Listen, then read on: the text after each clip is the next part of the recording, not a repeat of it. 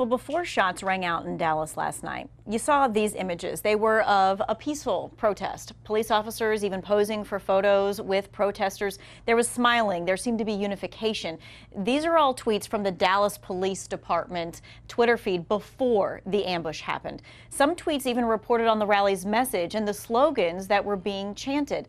And then something else that caught Who Wants to Know's eye in all of those posts. It was the absence of riot gear. You just didn't see it. Police in Dallas last night wore just regular uniforms. No helmets, no heavy vests. More relaxed uniforms are part of the department's de-escalation technique. It was intentional last night to make the officers approachable versus aggressive to the community and the protesters.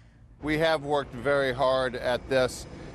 We did community policing before anybody. We had de-escalation training before anyone. We had this year the lowest amount of police-involved shootings than any major city in the country.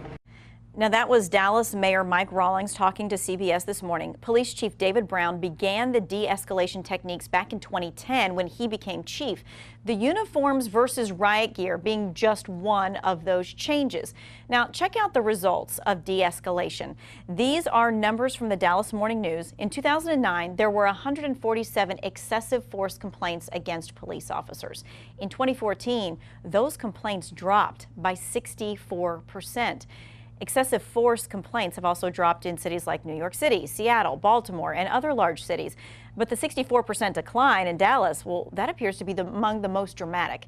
De-escalation techniques are being used right here as well in the triad. For example, police here in Greensboro have also made an effort to appear more approachable.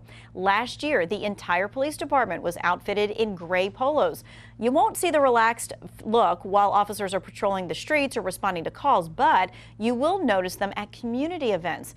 This is what Deputy Chief Brian Cheek had to say about the new uniforms in June of last year. We still are police officers, but we're humans too.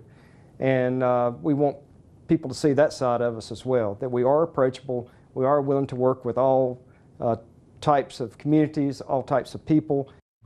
Greensboro police, much like those in Dallas, hope their uniforms get folks to open up more and help restore the community trust issues. In honor of the fallen officers in Dallas, Greensboro police are wearing mourning bands on their badges for the next week.